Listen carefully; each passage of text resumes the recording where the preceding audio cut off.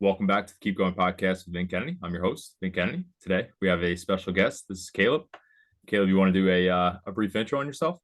Yeah, man. So I just want to say, I appreciate you having me on. I know we've been trying to get this thing hammered out for a few months now. And like I was telling you before, just had some stuff going on. No, I didn't have the bandwidth I felt like to come on and to share.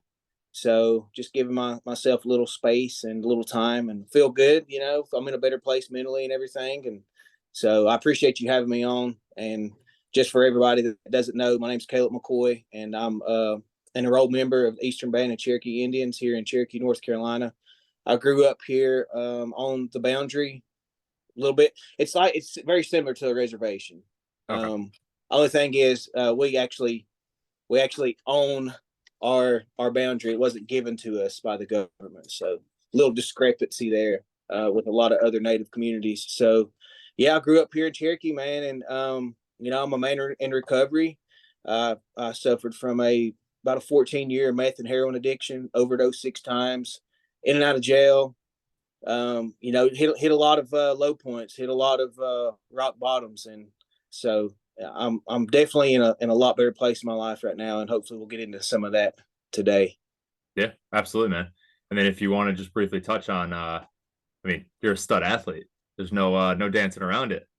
Yeah, I appreciate it, man. It's definitely didn't happen overnight, and I honestly just looking at where I am compared to where I was at, back in 2017, the last time I got locked up, I would have never, if you'd have told me today, like, this is where you're going to be, Kallup, I wouldn't have believed you. Like, it's just, it's honestly such a blessing, and I got such an immense amount of gratitude that I have the life that I have, because I never thought in a million years that I would even see 36 years old, and so, I got mixed up in the drug scene when I was younger. High school, started mixing meth in my water bottles before football games at 16 years old.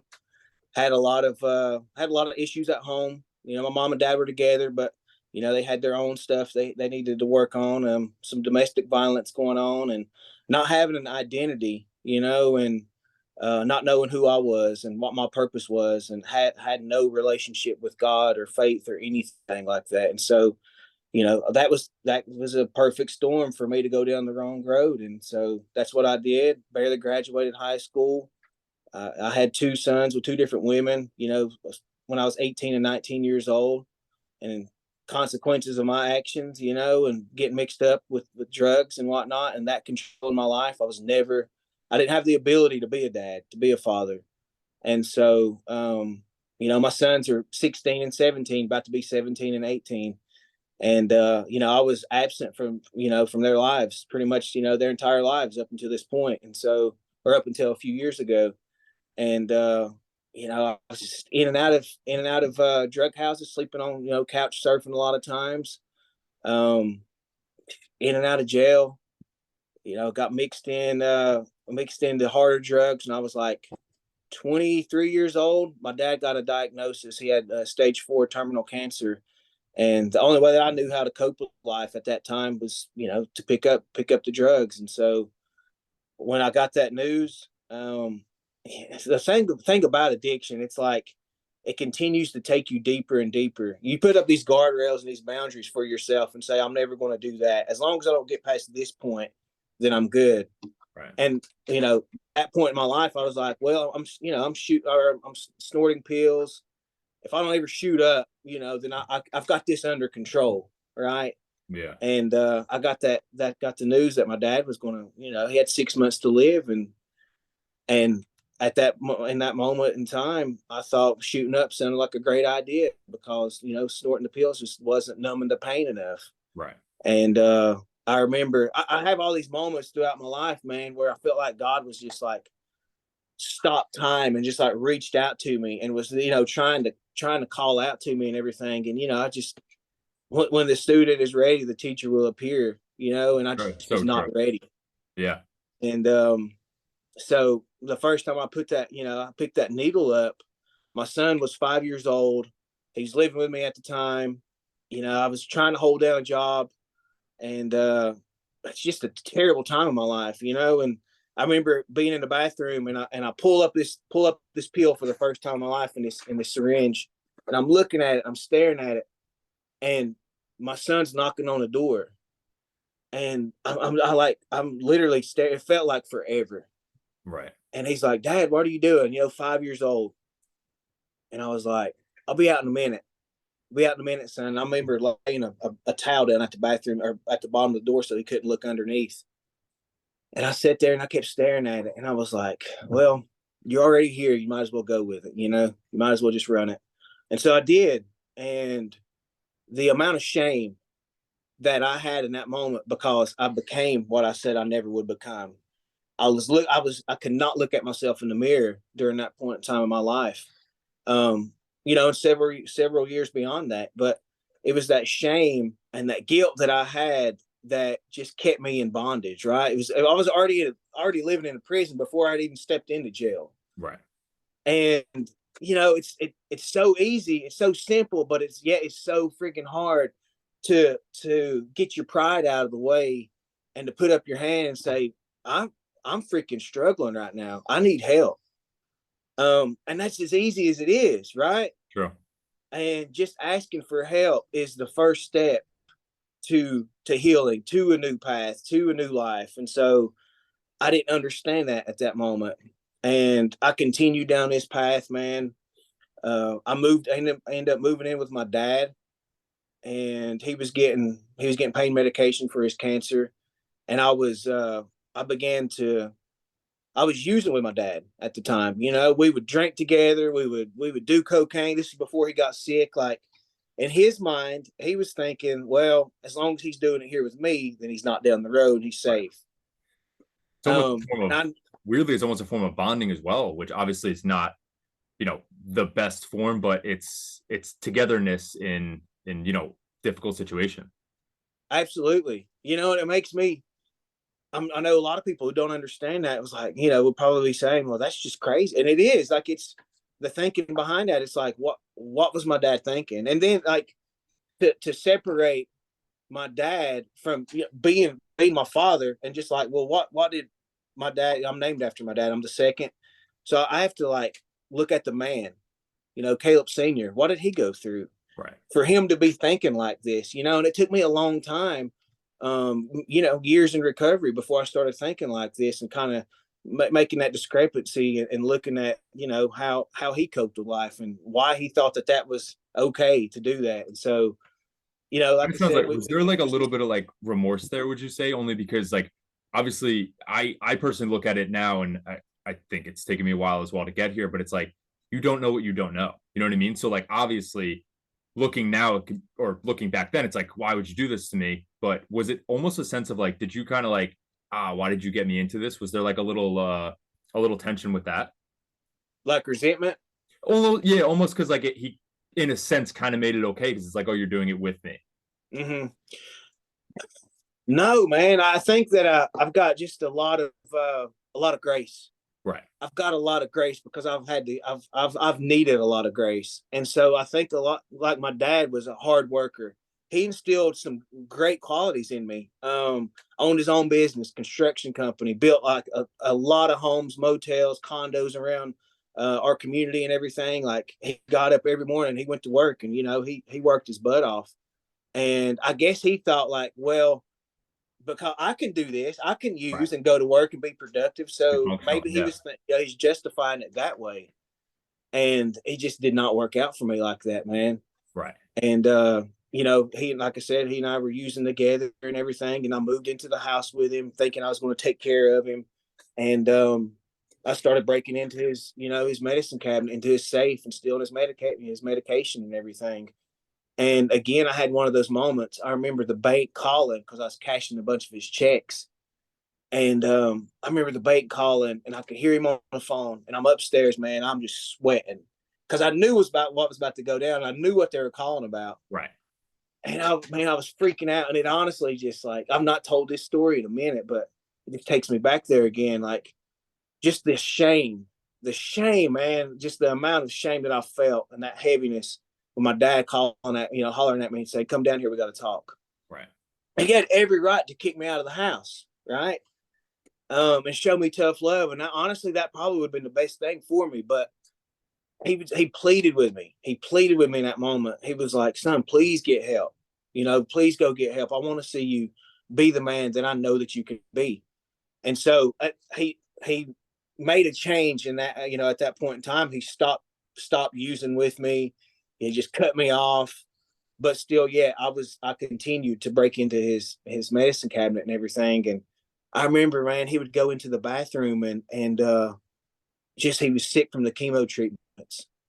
And he's in the bathroom, puking, diarrhea, and everything. Chemo's just got him down. And I would literally like crawl in the bedroom, Vinny. I would crawl in the bedroom, like being super quiet. And I knew where he kept his pills. And I'd go in there and I'd take a bunch of his pills. And he had to be moved out of the house, man. My mom, she got remarried. And so she moved my dad in with her and her husband because I couldn't be trusted. Right. And it got to that point, and fast forward a couple years, they gave him 6 months to live. He fought this pancreatic cancer for 3 years, man. And right, one of the last days of his life, one of the nurses, I'm sitting in the hospice room with him, and one of the nurses is like, "You're tough, Kallup. Like, why are you fighting so hard?" And he looks over and he was like, "I want to see my son become the man that I know he can be." And I'm just thinking, like, that's never going to happen. Where were And you at that so, stage? Were you still deep in like using and kind of in the trenches? absolutely, yeah, I had no desire at that time to try to get help or anything. And so, the day before he passed, he calls me into his hospice room.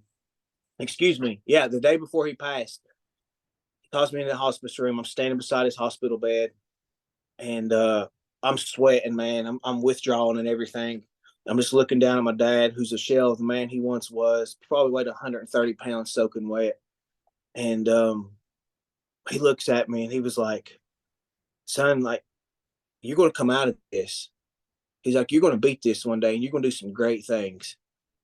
And I remember just standing there, and I'm like, he's crazy. Like, it's medicine talking. He don't know what he's talking about. Like, this is all I'm ever going to be. I'm just going to be a druggie and an addict and a junkie. And he was like, "You're going to come out of this. You're going to do some great things for our community, for our family, and for the world." And I shrugged it off. I did not, like, I felt like that's God speaking through my dad, Right. speaking life into me. And I just didn't know how to listen. Like, I didn't know how to take that and do anything with it at that moment in time in my life.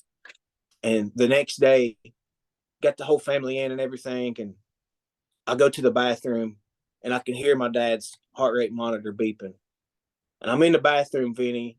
And again, I've got a rig in my hand and I'm listening to my dad's heart rate monitor beep, beep, and it flatlines.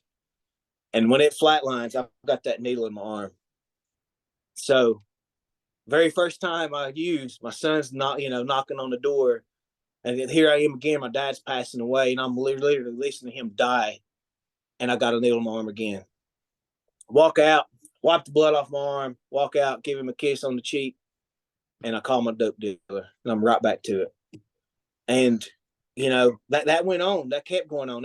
My dad passed away in September of 2014, and I had so much, again, the shame, the guilt, all that stuff was so heavy, man. I tried to commit suicide by overdose several times.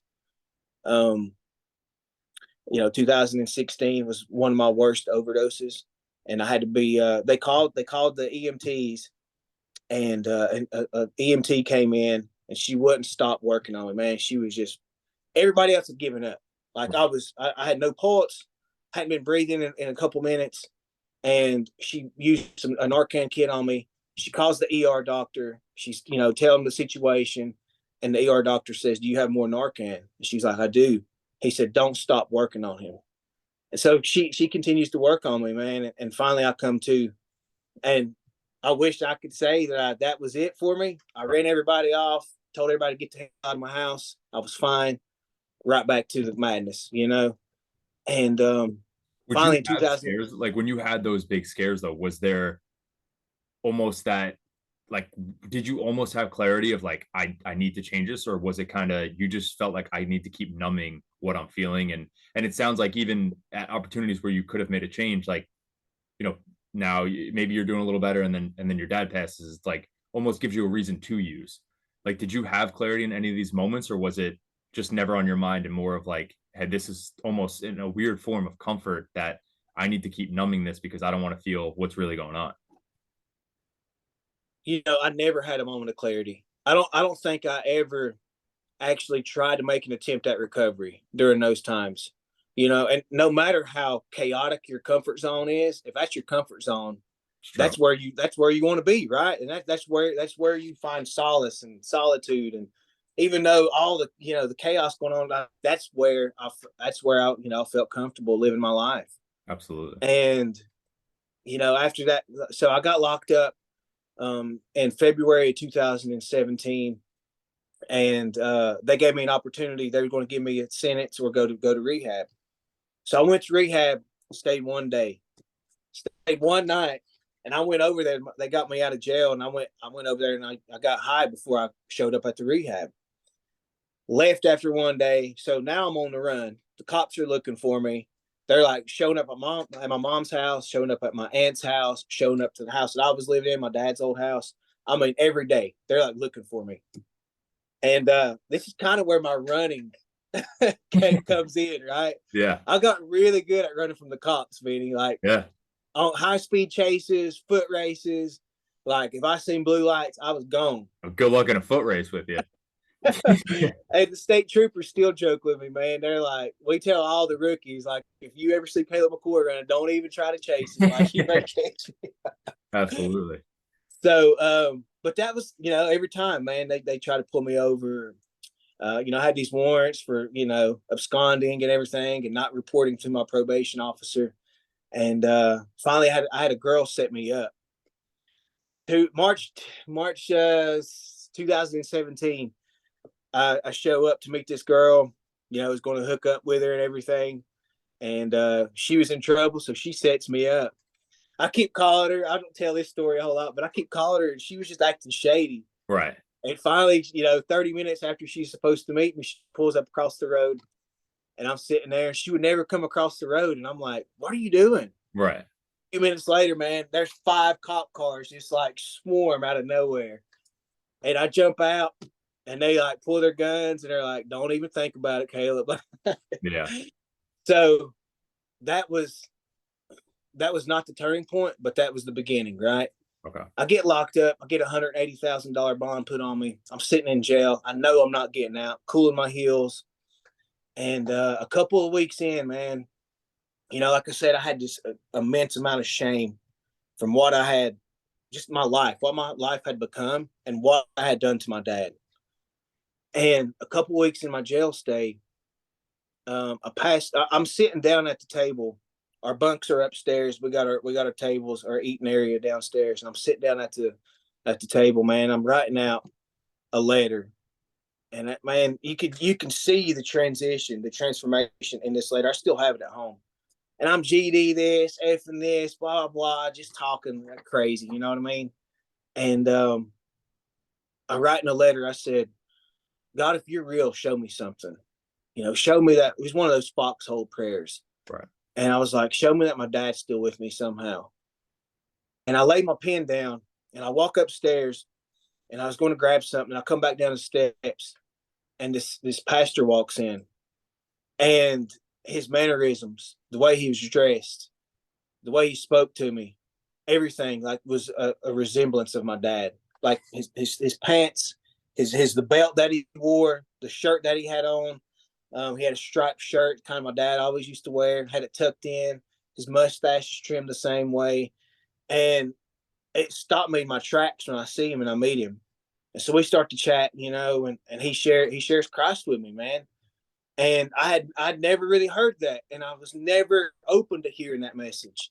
And I realized that, God had given me a purpose, has a plan for my life. And all the stuff that I had experienced it didn't happen to me. It happened not only happened for me and for somebody else. Absolutely. Right. And so I remember sitting there, man, and after he shared Christ with me, like I just broke down. I just broke down and I cried, and he and I just chatted for a long time, you know, and I'm just finally getting to a point to where I'm open to change. And he gets up to leave and he shakes my hand. My dad had a very unique way of shaking my hand if he hadn't seen me in a few days. And so he placed his left hand over mine and he'd wink at me. He'd say, "I love you, son." And this man, you know, after we have this chat and everything, he gets up and he shakes my hand the same way my dad used to. Crazy. And I mean, like it was a moment that all the other guys in the pod they were crying. Right. Like they seen how how profound this moment was, and the change in me. And something special happened in that jail pod, man. Like we would all read scripture together. We're sitting having Bible studies together. Like we were all like making an effort to change the way we talk, things that we were planning on doing when we got out. And it was not like that before this moment in time, you know. And so I tell everybody that's when my fitness journey started. You know, it was jailhouse workouts, it was burpees, it was sit-ups, it was squats, it was rows on the bunks, you know, Yeah. doing whatever we could do. Well, not even And not even your fitness journey, but even obviously it was the change as a whole. But think about that. I mean, obviously now you're impacting lives in many ways, but even right there, just from you experiencing that and people watching you experience that, you change everyone around you. Like that's powerful. absolutely, yeah, you know, I don't even think about it like that a lot of times. Yeah. Um, got real close to one of my buddies in there. You know, we done 6 months together, right at 6 months together, and you know, he's been in and out of jail, but he was right in the bunk beside me. So we always stayed up. We were talking about things we wanted to do when we got out, things we wanted to accomplish, talking about our families, you know, just being a dad to our kids. And you know, ever since then, like we've been close. He's been in and out of jail, in and out of recovery. Now he's doing really good. Like, but it, you know, it started with that moment in jail. You know what I'm saying? And putting in the Absolutely. work and having those deep conversations and not hanging on to the shame, but using that pain, using that experience to share with other people. Like that's made the biggest impact. You know, a lot of people see the miles and the races that I do, but like that's where it originated. Right. You know, I didn't get here overnight. I've had a long road, man, to get to where I'm at right now. And it took a lot of mistakes, man, a lot of pain and hurting a lot of people to have the grace and the gratitude that I have now, you know. And so I got out of jail and signed up for a half. I was like, well, signing up for a half Ironman seems like a good idea. You know, I'm starting a new life. So, you know, only running I'd done, Benny, was from the police in 14 years. I hadn't Right. done any training other than some Right. jailhouse workouts. And I went and done We're the getting enough Ironman. volume in. What's up? So you weren't getting enough volume in. You might have been getting in some long runs, but Exactly. So, yeah, man, I went down to Wilmington, done the beach to battleship half Ironman, and I ran a half a mile, prepared for that half Ironman. Hit the pool once or twice, and I was riding the bike like a crazy man. But that's all the training that I done, and I went down there. Crazy story. I went in, man. I was the first heat into the water. There was 1,900 people in the race. I was the second to last guy to get out of the water. 19 yeah, people, 1,900 people like swim over top of me, bro. It was crazy, man. I was freaking out. And I kept telling myself, like, you can do this. You've overcame a lot absolutely. harder crap than freaking being in the ocean. You know, like this is a cakewalk. Absolutely. Um, and that's the approach that I have at any race that I have. You know what I mean? Like I don't put too much pressure on myself. You know, I'm freaking living a blessed life. If all I have to worry about is some high winds and a little bit of rain at a freaking race. Absolutely, man. I think, and it's funny because like I actually was gonna ask you like what gets you. Somebody asked me recently like what gets you through like the deep miles. Like obviously marathons are tough, but it doesn't really start till for some people 16 to like mile 20, and that's when you got to like grit it out. And I bonked when I was in Colorado, and it's like that last 6 miles is it's a gut check, and it's what gets you through that. But this is it. I mean, this whole story is like that. There's nothing you can overcome. Like you've overcome the toughest possible things, and it's not just running, but even when other things face you now in life, any type of adversity, it's you dig in that cookie jar and you think of who you are, you know what I mean? And it's not even, I know you mentioned shame for the past, but I think of it as vulnerability to help others now. You know what I mean? Like, Absolutely. yeah, you're in a spot now where you're changing lives around you just by telling your story, just by being a living example. I appreciate that, man. And that's the goal. That's the goal, right? Like, Yeah. that's one of the things that I noticed, like, coming into recovery. I would ask myself, why am I still here? I've lost so many cousins. I lost my sister to overdose in 2019. And I finally stopped asking, like, why, and just started asking myself, well, how can I make this world a better place? How can I help people in the same struggles that I've been in? And so that's kind of been my mission, when I got out. Especially, I was really on fire about recovery when I first got out. You kind of on that, you hear that term, the pink cloud. That's all you want to talk about. Like, recovery and Jesus and running was all I would talk about. Yeah. And it really led me to a lot of places, man. I got to see a lot of the country that I never got out of Cherokee because I couldn't be away from my dope dealer. I was True. going into freaking withdrawals and everything. I was getting sick, and I never experienced getting to travel and getting to meet people and doing hard things. And so that's kind of how I got into the whole running journey. Like, that half Ironman just catapulted me into this whole endurance racing world. And I mean, this the things I'm getting to accomplish right now, I just never would have believed. Absolutely, man. I mean, it's awesome. And if you kind of want to just rattle off, like, where you're at now and where that half Ironman really has taken you. And it's funny because we sign up for these events and you never know, but they completely change your whole entire life, not just your fitness life in that one area, but it changes who you are and what you're about, really. Absolutely, yeah. So my tribe does a remember the removal bike ride to honor and to remember the Trail of Tears and the people that we lost. And so that was the next thing that I wanted to do. I was like, I want to do this 990-mile bike ride from Cherokee. Excuse me, they'd go to New Echota, North Georgia, and they retrace the northern route, the Trail of Tears, and they finish in Tahlequah, Oklahoma. And so I went to sign up for the race. Found out that if you have a felony conviction on your record, that you can't participate. So I went around, trying to get the rule changed, and just going to my leadership here in the community, or my chief and council members and stuff. And they were just like, we can't change the rule. This was made back in the 80s. Plus, it was the Cherokee Nation out in Oklahoma who actually established the rules and guidelines. And so I remember getting up in front of council, and all my council members, the whole community, we got council TV that's running 24/7 and in front of everybody. And I remember telling them, I was like, well, if you're not going to change the rule, then I'll run to Oklahoma. And this was November of 2017. I just got out of jail in August of 2017.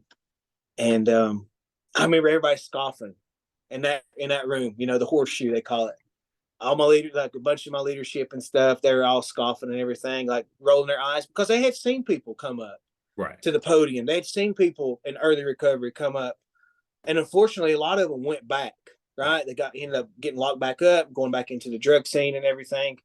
And so, I didn't get mad. I had no resentments about it. I just knew I had to prove myself, Yeah. and let the record show, let my resume show that, I'm about what I say I'm about. And so I began training. Like, I didn't even realize why it came out of my mouth in the moment. And then I was like, oh shit, man, I've got to freaking, now what I do gotta do it. how Yeah. do I even do this? Right. And so kind of diving into other people's stories. Charlie Engle, the running man, he wrote a book. Obviously, David Goggins was, that his book and the things that he shared in podcasts and everything really helped inspired me. And so I began to train like a madman. And then May of 2018, 6 months after I said that I was going to run, I had a lot of the council members, chief, show up at my send off. And that was like I know you asked, like, one of my proudest moments. My brother and I hadn't talked. I got an older brother. I'm the youngest of five. And he and I hadn't talked at that moment in a long time because of my drug use and everything. And I think he was very disappointed. He was mad at me, rightfully so. And I hadn't seen him in a while. And he shows up to my send off. And when I was using, I had somebody break in my house and steal an urn, one of my last urns of my dad's ashes. And so I didn't have anything left to my dad, so Right. to speak. And so my brother showed up with his urn, and he was like, "I want you to have this and carry dad with you while you're running." That's awesome. And man, that was cool. Yeah. That was cool. And I was like, he and I hugged, man. We had a moment. We cried together. My youngest son showed up. He had a sign cheering for me and everything. And that's one of my whys for moments like that. You know what I'm saying? Like Absolutely. for my family to be proud of me, for my community to be proud of me. And that meant a lot. And so I started that journey May 14th, and I ran almost 800 miles in 40 days.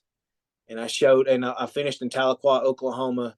And I had the chief come out. I had some council members fly out to Oklahoma to see me finish. And again, man, just coming into Tahlequah, Oklahoma, I had a bunch of people that just were waiting on me to come into town. They had a run club ready for me, ready to run with me. Had a little get together, cookout, everything. Like a couple hundred people showed up, That's awesome. and seeing where I had just been, you know what I'm Right. saying? Like being in jail, having no hope, no vision for a future, no goals, no nothing, and having this journey, and what it was bringing me as far as like restoring my relationships with my family and the things that I was getting to see. I fell in love with running in that, during that journey. I fell in love with the man that was looking back at me in the mirror each and every day. Every day I was showing up, and for myself and for people that were pulling for me and for my family. Like that's how I fell in love with running, was through that journey. Um, yeah. So a lot of people don't even know that I've done that, because I don't even talk about it anymore, really. Yeah. And I need to share that more, because it really was like Yeah. definitely fortified my faith, man, and got to. I'm still friends with a lot of the people out in Oklahoma that I've met, and I've had the opportunity to go out and speak in schools out there, and so it's just like been full circle moments Yeah. since that time. That's awesome. So now so obviously a lot of people I feel in just recovery in anything, doesn't have to be drug addiction, but just anything kind of, we all hit adversity, and we hit that crossover where it's like you could go back or you could continue on the path that you're on. So when you would hit that adversity, because obviously that was 6 months later, you ran 800 miles, but obviously we all go through things even on the daily. And now when you'd hit adversity, like obviously in the past, it was always you turn back to drugs. Like, did that ever flare up in your mind? Did it cross your mind? And then what was the pushing factor there to keep progressing and become obviously who you are today? So hitting adversity and how I kept pushing through instead of like, In the early stages, yeah, because yeah. like now it's you're fortified. I feel like this is you, this is who you are. You know what I mean? I know they say that when you battle addiction, you always battle addiction, but I feel that people rewire themselves fully, and there's no going back ever. And I feel like in the early stages is when it would be easier almost to slip back into bad patterns. Mm-hmm. So in the early stages, how did you kind of combat that adversity? Well, I was going to a lot of groups at that time, substance abuse treatment classes.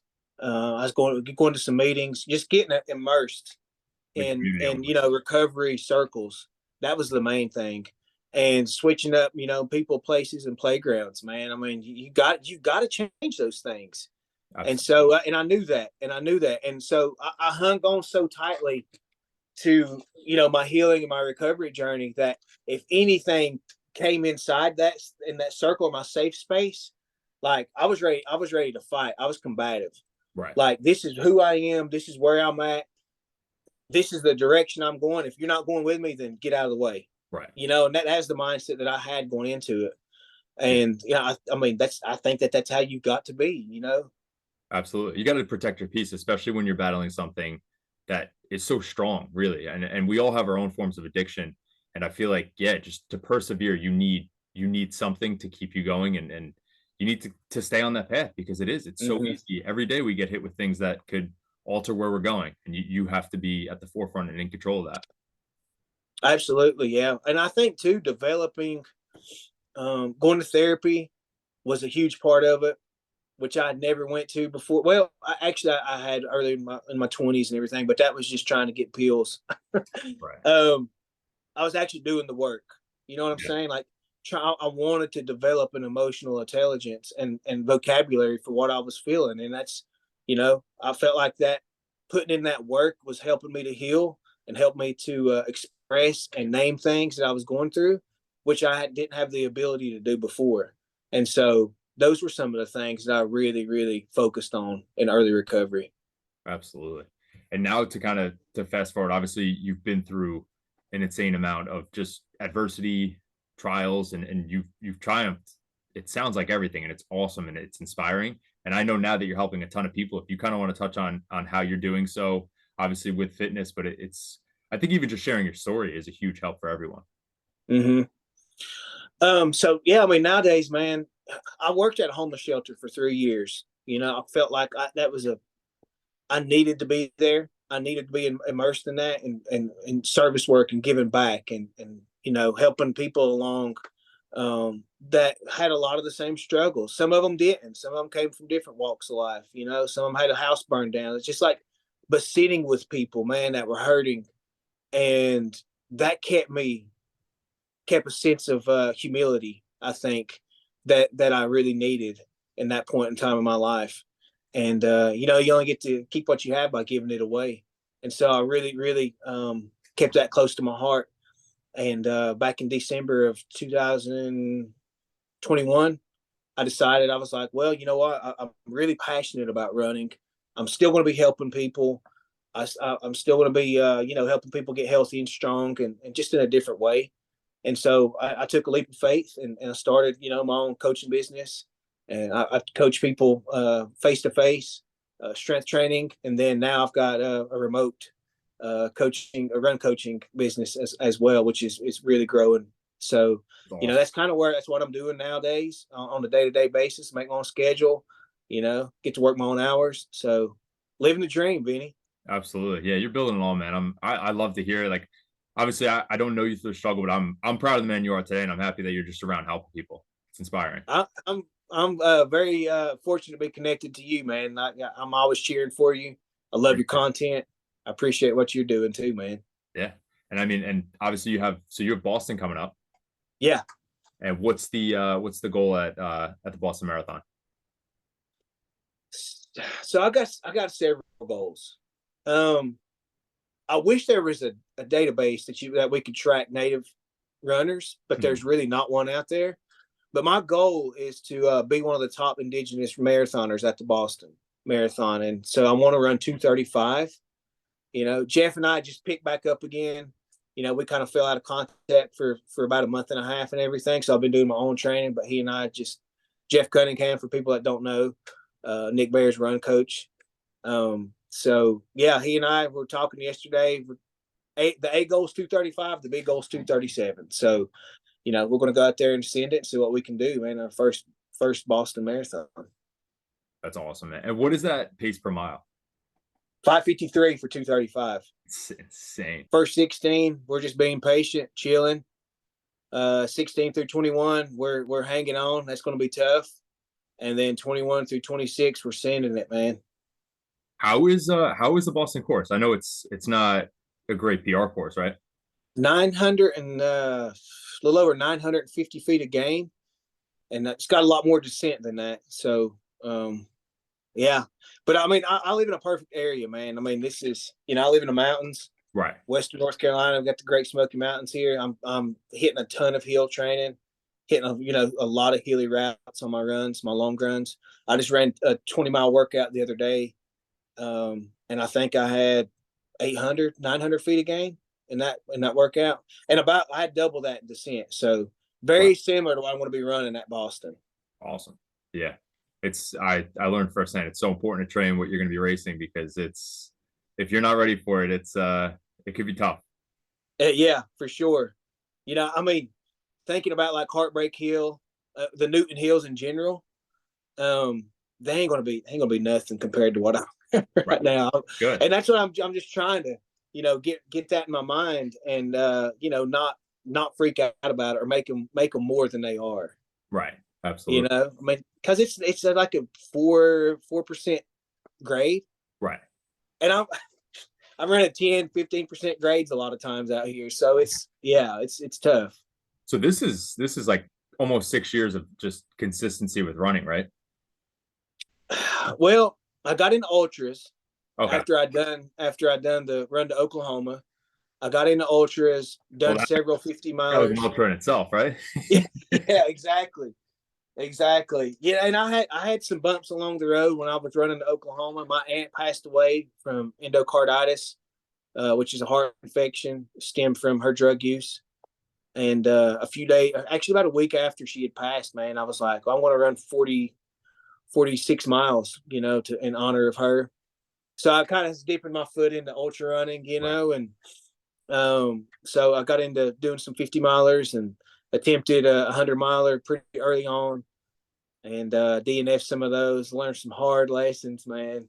Don't go vegan like 2 weeks before your 100-mile Yeah, race. that doesn't sound too optimal.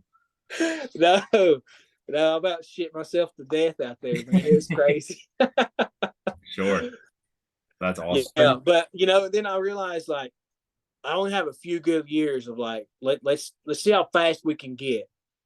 Before I start losing that ability to run fast and have that top end speed.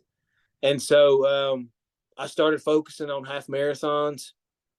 First ever half was like 133, I think 131, and worked my way down to 115 something, and got a coach.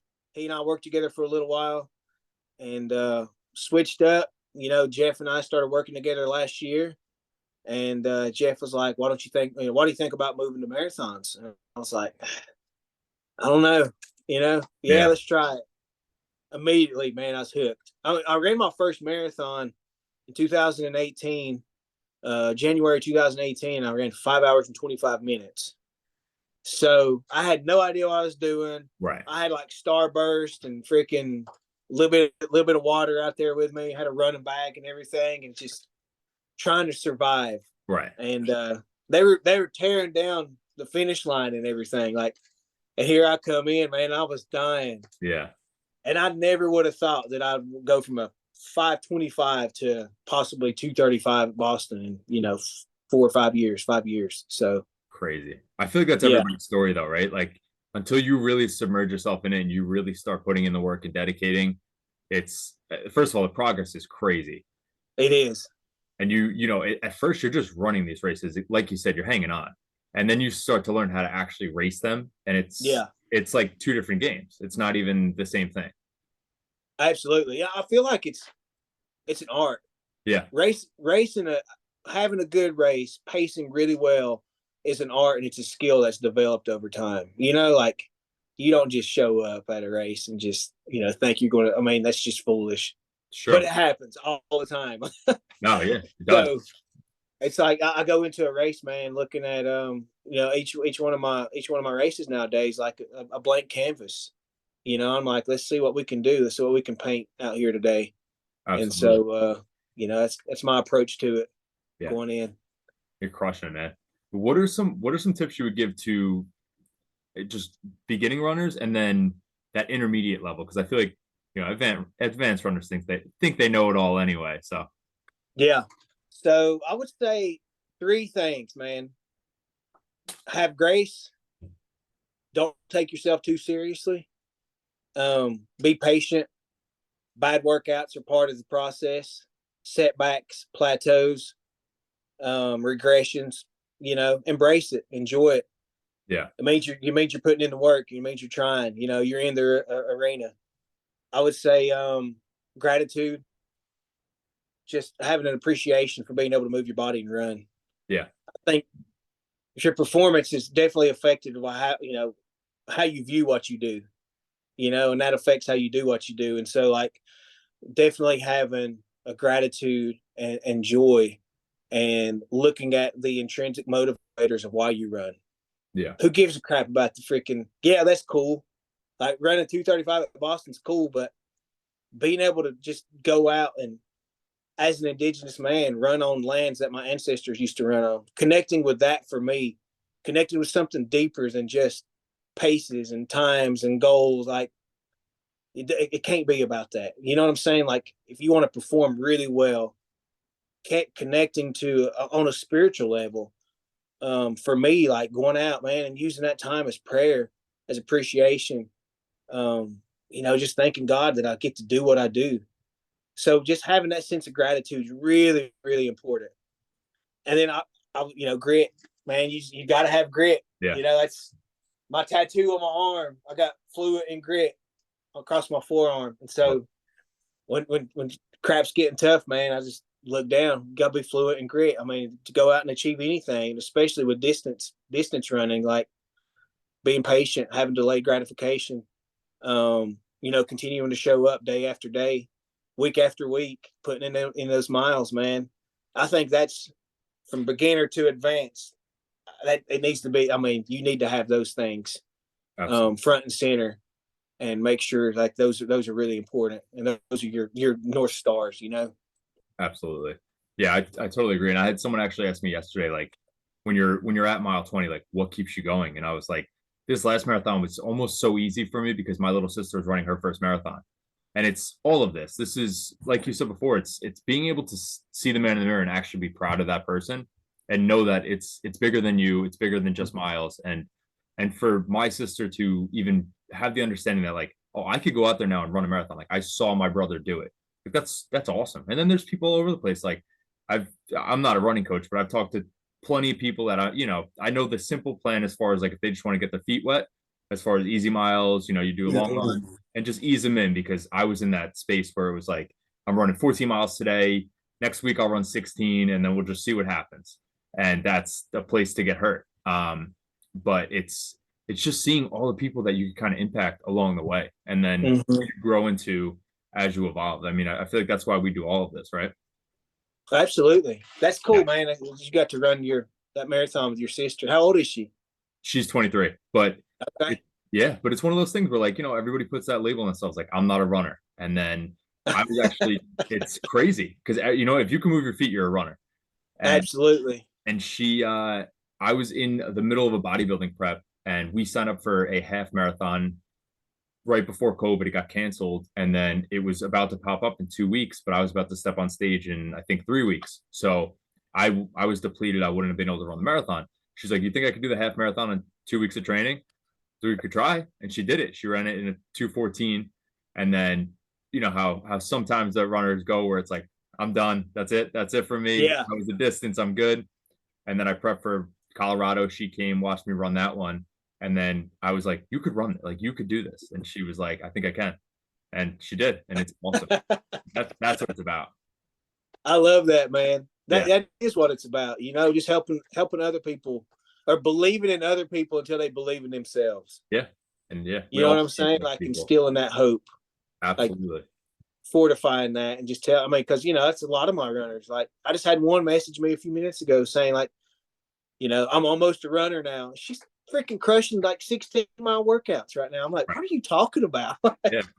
You're freaking crushing things. And so, yeah, I mean, you just got to have a good grasp of like how, because a lot of people, man, no matter where you're at, no matter what pace you're running, there's somebody that's wishing that they were where you're at. Absolutely. You know what I'm saying? Like absolutely across the board. And absolutely. So like keeping that in mind is really important, man, to continue to progress and just have an appreciation for being able to move your body no matter what distance or what pace you're running at. It's so true. I mean, if you run 20 miles, you run 20 miles. I don't care if it takes you 3 hours or exactly. Matter. You ran 20 miles. Like no one could take that away. Yeah. It's so true. Are there any last thoughts that you kind of want to leave everybody with? Because this was awesome, man. And this is going to fire up the rest of my day. And I really appreciate the conversation. Yeah. So a question I ask everybody is just, the name of the podcast, what keeps you going? I think it's really important to have numerous things, of why you do what you do. And because that just definitely fortifies, your ability to keep going and having that grit. I would say some of mine are my dad's last words to me. I hold that close to my heart, man. Just him believing in me when I didn't believe in myself. him seeing me and telling me I still had value, and a purpose, even when I couldn't believe it. So my dad's last words, my family, thinking about my sister and my aunts and setting a good example for my kids. My son, his 16-year-old son, lives with me now. Like I want to set a good example and show him what's possible through hard work, through faith. Um, that old me, man. I feel like we need all of those past versions of ourselves to become like an embracing and loving all that, man, and just accepting that and not being resentful for things that we've done a lot of times. Like not wanting to go back and change things. So, like my past, my old me, I think about where I was at when I was in jail. That keeps me going, because I don't want to ever go back there again. My ancestors, being an indigenous man and knowing the the shoulders that I'm standing on, the people have gone before me, and trying to provide a space for my community to heal, and for people that have struggled with the same things that I struggle with, to find healing, to find recovery. That keeps me going. Ultimately, that's the most important thing that I want to accomplish is opening up a men's recovery house, in my community, and providing men the opportunity to grow holistically, spiritually, emotionally, physically, giving them an opportunity to train for something, have a rite of passage coming out of addiction, coming out of jail, not having the ability to look themselves in the mirror and be proud of themselves. Right. That keeps me going, providing that type of opportunity for people. And I'm getting really close. My wife and I are getting really close to doing that in our community. So awesome. Yeah, man, that all that stuff. Yeah. I keep that right here. Yeah. And just keep showing up, man, and just want to continue to make my wife and my family proud. I think that's the main thing. Like, I want my wife to be proud of me. I want my mom to be proud of me. I want my dad to be proud of me. Absolutely, man. I mean, yeah.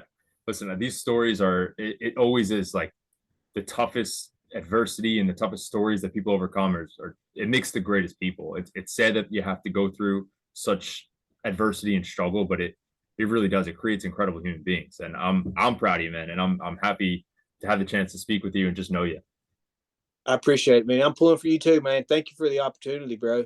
Of course, man. But thank you. I really appreciate your time, and I hope you enjoy your day. All right, man. Talk to you soon, Vinny. Yep.